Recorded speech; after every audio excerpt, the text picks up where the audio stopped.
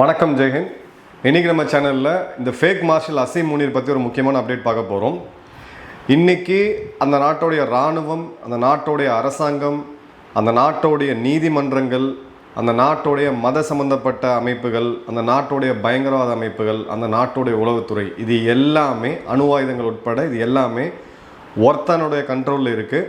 General யாயா Khan, general Ayub Khan, அதன் பிறகு வந்து ஜெனரல் பர்வேஸ் முஷரஃப், இவங்கெல்லாம் ஆடின ஆட்டத்தை விட, இவங்கெல்லாம் கைப்பற்றின அதிகாரத்தை விட இன்றைக்கி சர்வ வல்லமை படைத்த, சர்வ அதிகாரம் படைத்த ஒரு தனிநபர் யார் அப்படின்னு பார்த்தீங்கன்னா அசீம் முனீர் தான்.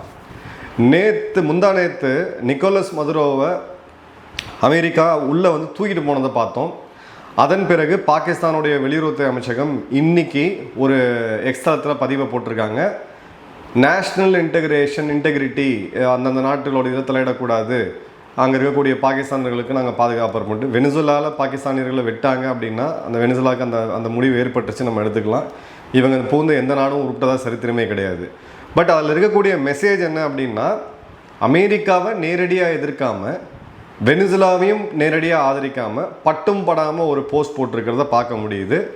இப்போது அசீம் முனீர் பற்றி சில முக்கியமான செய்திகள் வெளியில் வந்திருக்கு. இம்ரான்கானுடைய ஒரு ஆதரவாளர், யூகேயில் இருக்கக்கூடிய ஒரு பிரபலமான பாகிஸ்தானுடைய செய்தியாளர், பாகிஸ்தான்லேருந்து தப்பிச்சு இன்னைக்கு யூகேயில் இருக்கார்.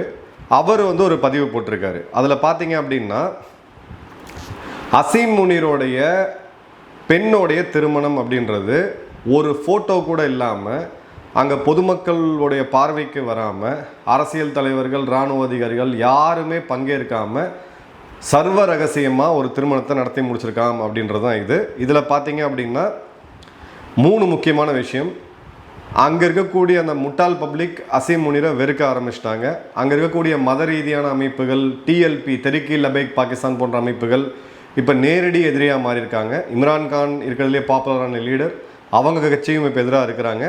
இப்போ இவனுக்கு தலையாடிட்டு இருக்கக்கூடிய ஷபாஸ் ஷெரீஃப், பிலாவல் பூட்டோ போன்றவர்கள் கூட பின்னாடி இவனை எப்படியாவது கவுக்கணும் அப்படின்றது தான் போயிட்டுருக்காங்க. இது ஃபஸ்ட்டு. ரெண்டாவது, கோர் கமாண்டர் கான்ஃபரன்ஸ், தன்னுடைய அடுத்த லெவலாக இராணுவ தளபதிகளுடைய அந்த கூட்டத்திலையுமே புல்லட் ப்ரூஃப் போட்டு உட்காந்தக்கூடிய அளவுக்கு இவனுக்கு பயம் இருக்கிறத பார்க்க முடியுது. ஸோ செக்யூரிட்டி த்ரெட் அப்படின்றது அசீம் முனீருக்கு மிக மிக பெரிய லெவலில் இருக்குது. அதே மாதிரி பார்த்தீங்க அப்படின்னா, வெளிநாட்டில் வசிக்கக்கூடிய பாகிஸ்தானியர்கள் இவனுக்கு எதிராக கடுமையான பதிவுகளை போட்டு வராங்க. கடுமையான எதிர்ப்பு அப்படின்றது இருக்குது. அதே மாதிரி பார்த்தீங்க அப்படின்னா, அங்கே இருக்கக்கூடிய பெண்கள் கூட இவனை வந்து போற்றி தூற்றக்கூட ஒரு நிலைமை அப்படின்றத நம்ம பார்க்குறோம். ஸோ இந்த இடத்துல ஒரு பெண்ணோடைய திருமணம், தன்னோட சொந்த பெண்ணோட திருமணம், மேபி அவங்க ப்ரைவேட் அஃபேர், அதை வந்து வெளியில் காமிக்கணும்னு நினச்சிருக்கலாம். பட் ஒரு அஃபிஷியல் அனௌன்ஸ்மெண்ட் வரும். நாட்டோடைய முப்படை தளபதி தன்னைத்தானே ஃபீல்ட் மார்ஷலாக ப்ரொமோட் பண்ணிக்கிட்டவன், அவங்களுடைய ஏடிஎம்மில் ஆரம்பித்து பப்ளிக் டாய்லெட் வரைக்கும் பார்த்தீங்கன்னா எல்லா இடத்துலையும் அசீம் முனீரை ஃபோட்டோ விட்டு வச்சுருக்காங்க. அப்பேற்பட்ட ஒரு புகழ்ச்சிக்கு மயங்கக்கூடிய ஒரு ஆள், பப்ளிசிட்டிக்கு மயங்கக்கூடிய ஆள், இவன் வந்து திருமணத்தை தனியாக நடத்தி முடிச்சிருக்கான் அப்படின்னா உளவுத்துறை அவனுக்கு சுற்றி இருக்கக்கூடிய ஆட்கள் அவன் உயிருக்கு ஆபத்து இருக்குன்றதை தெளிவாக உணர்த்தியிருக்காங்க. அதனால தான் இந்த நிகழ்வு அப்படின்றது சைலண்ட்டாக நடக்குது. அதே மாதிரி பார்த்தீங்கன்னா, இவன் உள்ளே வரும்பொழுது இப்போ 1.5 வருடத்துக்கு முன்னாடி இராணுவ தளபதியாக பதவியேற்கும் போது பார்த்தீங்கன்னா, SIFC அப்படின்ற அமைப்பு, special investment facilitation council, SIFC அப்படின்றது ஒரு நாட்டோடைய பொருளாதாரம் சம்மந்தப்பட்ட ஒரு அமைப்பு, முதலீடுகளை ஈர்க்கிறதுக்காக அமைக்கப்பட்ட ஒரு அமைப்பு. அதில் இராணுவத்துக்கும் அதுக்கும் சம்மந்தம் கிடையாது. மேபி ஒரு இராணுவ அதிகாரிகள் அதில் எக்ஸ்பீரியன்ஸ் இருக்கவங்க இருக்கலாம். ஆனால் இந்த இடத்துல SIFC முழுவதும் யார் கண்ட்ரோலில் இருக்குதுன்னு பார்த்தீங்கன்னா அசீம் முனீர் மற்றும் அவங்க அடிப்படைகளோட. இவன் சொன்னது $100 பில்லியன் இன்வெஸ்ட்மெண்ட் பாகிஸ்தானுக்குள்ளே நாங்கள் எடுத்துகிட்டு வருவோம், பாகிஸ்தான் ஒரு கனவு பூமியாக மாறப்போகுது அப்படின்னு சொல்லி விட்ட கதையில் இப்போ பார்த்தீங்க அப்படின்னா கிட்டத்தட்ட 2 வருஷம் முடிஞ்சு போச்சு. $1 கூட இன்வெஸ்ட்மெண்ட் வரலை. பல பெரிய நிறுவனங்கள், ஹுண்டாய் போன்ற நிறுவனங்கள் அங்கேருந்து மூட்டை கட்டிட்டு வெளியில் கிளம்பிட்டாங்க. மைக்ரோசாஃப்ட் தங்களோட ஆஃபீஸை மூடிட்டாங்க. ஸோ நிறுவனங்கள் வெளியில் போயிட்டுருக்கே தவிர இவன் சொன்ன $100 பில்லியன் $1 கூட அங்கே இன்வெஸ்ட்மெண்ட் அப்படின்றது வரல. பாகிஸ்தான் இருக்கக்கூடிய எக்ஸ்போர்ட் அப்படின்னு பார்த்தீங்கன்னா கிட்டத்தட்ட 36% சரிஞ்சிருக்கு கடந்த 1 வருடத்தில் மட்டுமே.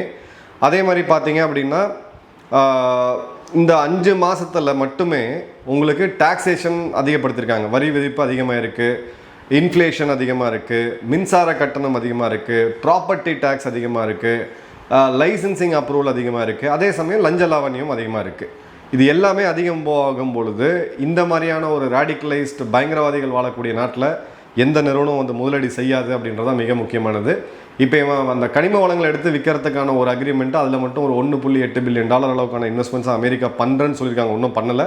இவன் சொன்ன $100 பில்லியன் கனவு அப்படின்றது கம்ப்ளீட்டாக கொலாப்ஸ் ஆகிருக்கு. இந்த ஹைப்ரிட் மிலிட்ரி ரூல் அப்படின்றது இந்த ஜிகாதிகளுக்கு இந்து வெறுப்பு, இந்தியா வெறுப்பை மட்டுமே அடிப்படையாக கொண்டு வாழ்ந்து கொண்டிருக்கக்கூடிய இந்த 25 கோடி மக்களுக்கு இப்போ வாழ்வாதார பிரச்சனை அவங்க வயிற்ற கிள்ள ஆரம்பிச்சிருச்சு, குரல் வலையை நெருக்க ஆரம்பிச்சிருக்கு. அடுத்தது பார்த்தீங்க அப்படின்னா இவங்களுடைய மிகப்பெரிய மாஃபியா இவங்களோட நாட்டில்னு பார்த்தீங்கன்னா சுகர் மாஃபியா, அங்கே இருக்கக்கூடிய சுகர் மில்ஸ். இந்த இடத்துல சுகர் கிரைசிஸ் அப்படின்றது வந்திருக்கு. உலகத்துக்கே வந்து சர்க்கரை ஏற்றுமதி செஞ்சுட்டு இருந்த நாடு வந்து பாகிஸ்தான். இப்போது இதில் இருக்கக்கூடிய எக்ஸ்போர்ட்டர்ஸ், அதாவது விளைவிக்கக்கூடிய விவசாயிகளுக்கு ஒன்றும் கிடையாது, இடைத்தரகர்களுக்கு ஒன்றும் கிடையாது, கடைசியாக அதை எடுத்துகிட்டு போய் வெளியில் விற்கக்கூடிய எக்ஸ்போர்ட்டர்ஸுக்கு வந்து மிகப்பெரிய லெவலில் லாபம் இருந்திருக்கு. இப்போ இந்த சுகர் மாஃபியா என்ன பண்ணியிருக்காங்கன்னு பார்த்தீங்கன்னா, உள்ளுக்குள்ளே இருக்கக்கூடிய சுகரை எடுத்து வெளிநாட்டுக்கு அனுப்பிச்சு பிறகு அங்கேருந்து அதிகமான இறக்குமதி விலையை கொடுத்து மீண்டும் எடுத்துகிட்டு வந்து மார்க்கெட்டில் விற்கிறது. ஸோ ஒரு 50 ரூபாய்க்கு விற்க வேண்டிய சுகர் பார்த்தீங்கன்னா இன்றைக்கி பாகிஸ்தானில் 150 ரூபாய்க்கு மேலே விற்றுக்கிட்டு இருக்கு. இப்போது இந்த மாஃபியா எப்படி ஒர்க் ஆகுதுன்னு புரிஞ்சிருக்கும் உங்களுக்கு. அதாவது மினிமம் சப்போர்ட் ப்ரைஸ் சுகர் கொடுப்பாங்க, கேன் சுகருக்கு வந்து கொடுப்பாங்க கரும்புக்கு. பிறகு கரும்பு ஆலைகள் அதை வந்து சர்க்கரையாக மாற்றுவாங்க. சர்க்கரை உள்ளிருப்பு நாட்டுக்கு எவ்வளோ தேவைன்றதை கணக்கு பண்ணிவிட்டு மிச்சம் இருக்கிறத எக்ஸ்போர்ட் பண்ணுவாங்க. ஒருவேளை பற்றாக்குறை ஏற்பட்டால் அரசாங்கம் உடனடியாக எக்ஸ்போர்ட்டை தடை செய்யும். இதுதான் நம்ம நாட்டில் நடந்துட்டு இருக்கக்கூடியது. ஆனால் இங்கே எல்லா சர்க்கரையும் வெளியில் எக்ஸ்போர்ட் பண்ணி அதன் பிறகு அதே சர்க்கரையை மீண்டும் இம்போர்ட் பண்ணி நாட்டுக்குள்ளே இவங்க விற்றுட்ருக்காங்க. இது எல்லாமே பார்த்தீங்கன்னா பாகிஸ்தானுடைய இராணுவம் மற்றும் அசீம் முனிருக்கு க்ளோஸாக இருக்கக்கூடிய ஆட்கள் தான். ஸோ அவங்களுடைய இன்ஸ்டிடியூஷனல் ட்ரஸ்ட் அப்படின்றது இப்போ தேர்தல் ஆணையம் அவங்களது வந்து என்ன பண்ணிகிட்டு இருக்காங்கன்னு நமக்கு தெரியும். அவங்களுடைய கோர்ட்டுகள் ஃபங்க்ஷன் ஆகலை, புதுசாக ஒரு பேரலல் கோர்ட்டை உருவாக்கிட்டாங்க. அடுத்தது பார்த்தீங்க அப்படின்னா இப்போ இன்னொரு முக்கியமான ரெவலேஷன் வந்திருக்கு. இதுவும் அங்கே இருக்கக்கூடிய ஒரு பத்திரிகையாளர் ரிவீல் பண்ணது தான். 50 பாகிஸ்தான் ஆர்மியில் இருக்கக்கூடிய 50 பாகிஸ்தான் பிரிகேடியர்ஸ், பாகிஸ்தான் ஆர்மியில் இருக்கக்கூடிய பிரிகேடியர் ரேங்கில் இருக்கக்கூடிய அதிகாரிகள், மேஜர் ஜெனரல் ரேங்கில் இருக்கக்கூடிய அதிகாரிகள் அமெரிக்கா போயிருக்காங்க ட்ரைனிங்காக. எதுக்குன்னு பார்த்தீங்கன்னா போலீஸ் வேலையை பார்க்குறதுக்கு. இராணுவத்தோடைய கடமை அதோட தன்மை அப்படின்றது வேறு, காவல்துறை அவங்களுடைய ரோல் அப்படின்றது வேறு. ஒன்று லா அண்ட் ஆர்டர் கிரைமு, இன்னொன்று பார்த்தீங்கன்னா நேஷனுடைய பாதுகாப்பு. இப்போ இந்த 50 அதிகாரிகளை செலக்ட் பண்ணி அங்கேருந்து அமெரிக்காவுக்கு ட்ரைனிங் அனுப்பிச்சு அவங்கள மீண்டும் டிஐஜியாக இங்கே உள்ளே கொண்டு வரதுக்கான வேலைகளை முன்னெடுத்திருக்காங்க. ஸோ இப்போ காவல்துறை உள்நாட்டில் இருக்கக்கூடிய கலவரத்தை கட்டுப்படுத்துறதுலேருந்து சட்டம் ஒழுங்கை பாதுகாக்கிறது காவல்துறை தான். ஸோ அந்த நாட்டோட காவல்துறையுமே இனி டிஐஜி அண்ட் அபோவ் அப்படின்னு பார்த்தீங்கன்னா பாகிஸ்தான் இராணுவ அதிகாரிகள் தான் இருப்பாங்க அப்படின்றத கிளியர் கட்டாக வருது. இப்போ உள்ளே இருக்கக்கூடிய அர்த்தம் என்ன, இவங்க ஒரு பெரிய சிவில் அண்ட்ரஸ்ட்டை எதிர்பார்க்குறாங்க. பலுச்சிஸ்தானில் சிந்தில் பெரிய அண்ட்ரஸ்ட் எதிர்பார்க்குறாங்க. ஒருவேளை போலீஸ் கை கழுவிட்டாங்க அப்படின்னா இவங்களுக்கு பங்களாதேஷ் நிலமை வந்துடும். ஸோ அதை தடுக்கிறதுக்கு அந்த காவல்துறையில் இப்போ இராணுவ அதிகாரிகளை உள்ளே கொண்டு வராங்க. அதற்கான ஸ்பெஷல் ட்ரைனிங் வந்து இப்போ இவங்களுக்கு அமெரிக்காவில் கொடுக்கப்படுதுன்னு சொல்லிட்டு இவங்களுடைய ஒரு மிக முக்கியமான பத்திரிகை சொல்லுது. ஸோ இப்போ அமெரிக்கன் டாமினன்ஸில் அவங்க எவ்வளோ உள்ளே வந்துட்டாங்க அப்படின்னு பார்க்க முடியுது. இப்போ இவங்களை நம்பி $65 பில்லியன் இன்வெஸ்ட் பண்ண சைனாவுக்கு என்ன ஆக போகுது கதை அப்படின்றது தெரிஞ்சு போச்சு. அடுத்தது பார்த்தீங்க அப்படின்னா யூஎஸோடைய ட்ரைனிங் ப்ரோக்ராம் அப்படின்றது இந்த மாஸ் மூமெண்ட், மக்களோடைய மிகப்பெரிய புரட்சி, இதெல்லாம் கண்ட்ரோல் பண்ணுறதுக்கு. ஸோ அசீம் முனிருக்கு அமெரிக்கா ஆதரவு தருது. இதை வந்து இன்னும் அமெரிக்கா அஃபிஷியலாக ஒத்துக்கலை. இவங்களுடைய பத்திரிகையாளர்கள் வந்து சொல்கிறாங்க, அதுக்குண்டான வீடியோஸையும் அவங்க போடுறாங்க. ஸோ இந்த இடத்துல இவங்களுக்கு 3 பக்கமும் த்ரெட் இருக்குது. இந்தியா சைட்லேருந்து, ஆப்கானிஸ்தான் சைட்லேருந்து, ஈரான் தரப்புலேருந்துமே இருக்குது. ஏன்னா ஈரான் வெல்றதுக்கான வேலையை பாகிஸ்தான் முன்னெடுத்து போயிருக்கு. இப்போ ஈரானில் சமீபமாக நடந்துட்டு இருக்கக்கூடிய புரட்சி, அங்கே இருக்கக்கூடிய ப்ரொட்டஸ்ட் எல்லாத்துக்குமே பார்த்தீங்கன்னா பாகிஸ்தானில் ஒரு ரூட் இருக்குது. ஸோ இந்த இடத்துல இன்டர்னல் டிவிஷன் நாட்டை வந்து பாதுகாக்கிறதுக்கு, அதாவது இந்த சிந்து தேசமாக இருக்கட்டும், பலுச்சிஸ்தானாக இருக்கட்டும், கைபர் பக்துன்கோவா இருக்கட்டும், கில்கிட் பால்டிஸ்தானாக இருக்கட்டும், எல்லாமே பிரிஞ்சு போகக்கூடிய சூழ்நிலையில் காவல்துறை ரொம்ப ரொம்ப இம்பார்ட்டண்ட்டு. ஸோ காவல்துறையோடைய அதிகாரிகளை நம்பாமல் தன்னோட அதிகாரிகளை உள்ளே போகிற வேலை தான் இது. அடுத்தது பார்த்தீங்க அப்படின்னா பாகிஸ்தானுடைய மிக முக்கியமான கட்சி, பாகிஸ்தானுடைய ஒரு பிரபலமான ஒரு நபர், மாஸ் லீடர்னு சொன்னால் இம்ரான்கான். இம்ரான்கானோட 2026 22 26 தொடர்ந்து இதுவாக போயிட்டுருக்கு, ரொம்ப ரிஃப்ட் போயிட்டுருக்கு. நிறையா அவங்களுடைய பார்ட்டி லீடர்ஸ் எல்லாமே இன்டெஃபினட்டாக பொலிட்டிக்கல் அரெஸ்ட்ன்றது ஜெனரலாக 1 நாள் 2 நாள் 10 நாள் வச்சுருப்பாங்க. இப்போ கிட்டத்தட்ட 2-3 வருடங்களாக பாகிஸ்தானுடைய பிடிஐ கட்சியோட தலைவர்கள் உள்ளே இருக்கிறத பார்க்க முடியுது. இப்போ லேட்டஸ்ட் வெர்டிக்ட் என்னென்னா, இவங்களுக்கு எதிராக பேசின அரசுக்கு, அதாவது அசீம் முனிருக்கு எதிராக பேசின 9 பத்திரிகையாளர்களுக்கு தேச துரோக குற்றத்துக்காக ஆயுள் தண்டனை வச்சிருக்காங்க. அவங்க யாருமே அங்கே இல்லை, பாகிஸ்தானில் ஒருத்தர் மட்டும் தான் இருக்கிறாரு, மிச்சம் எல்லாருமே தப்பிச்சு வெளிநாடுகள் போயிட்டாங்க. அந்த 9 பேர் மேலேயும் பார்த்தீங்கன்னா இப்போ ஒரு கோர்ட் இதை கொடுத்துருக்காங்க. பல பேர் யூகேல இருக்காங்க, யூகே அவங்களை எக்ஸ்ட்ரடிட் பண்ணுவாங்களான்னு தெரியாது. பட் அமெரிக்காவில் இருக்கக்கூடிய பாகிஸ்தான் பத்திரிகையாளர் நண்பர்களுக்கு நான் சொல்லக்கூடிய ஒரே செய்தி, நீ அங்கேருந்து வெளியேறது தான் கரெக்டாக இருக்கும். அதே மாதிரி பார்த்தீங்க அப்படின்னா இவங்களுடைய ஐசோலேஷன், இப்போ சைனாவுடைய சிபெக் காரிடரோட இன்வெஸ்ட்மெண்ட் இப்போ சைனாவில் மிகப்பெரிய லெவலில் டிஸ்கஸ் பண்ணப்பட்டிருக்கு. என்ன ஆகும் நம்ம நிலைமை அப்படின்னு சொல்லிட்டு சைனா எப்படி சிக்கியிருக்கிறாங்கன்னு பாருங்கள். $65 பில்லியன் இன்வெஸ்ட்மெண்ட் பாகிஸ்தானுடைய சிபெக் காரிடரில் மட்டும்.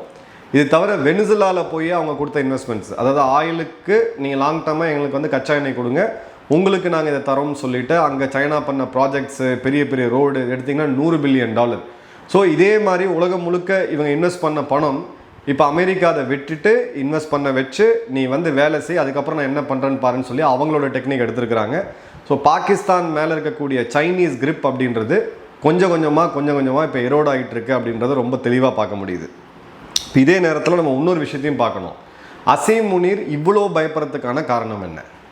இந்த இடத்துல தான் இவங்க ஒரு லோக்கல் நரேட்டிவ் ஒன்று செட் பண்ணுறாங்க. எப்படி வந்து நிக்கோலஸ் மதுரோவை அமெரிக்கா உள்ளே வந்து தூக்கிட்டு போய் அங்கே கோர்ட்டில் நிறுத்தினாங்களோ அதே மாதிரி அசீம் முனீரை பண்ணணும் அப்படின்னு சொல்லி இந்தியா நினைக்குது. இந்தியாவுக்கு ஆதரவாக இருக்கக்கூடிய தேச துரோகிகள் பாகிஸ்தானில் சப்போர்ட் பண்ணுறாங்க இந்தியாவுக்கு அப்படின்னு சொல்லி இதை இந்தியாவுக்கு எதிராக திருப்பிடுறது. நீ உன்னுடைய 4 கோர் கமாண்டர்ஸ் இருக்கிறாங்க, அந்த கான்ஃபரன்ஸில் உட்காரும்போது அவங்க மேலேயே நம்பிக்கை இல்லாமல் போகிற உங்களுடைய இராணுவ தளபதியே இந்திய கைப்பாவையாக இருக்காருன்னா உன் உளவுத்துறை என்ன பண்ணிகிட்டு இருக்குன்ற ஒரு மிகப்பெரிய கேள்வி எழுது. ஸோ சர்வாதிகாரி அப்படின்னு தன்னை தானே ப்ரொமோட் பண்ணல ஆளுக்கு இங்கே ஒரு முக்கியமான ஒரு கார்கிலில் இருந்த ஒரு முன்னாள் பாகிஸ்தான் இராணுவ அதிகாரி, அவரோட ஒரு பேட்டியில் பார்த்தேன்.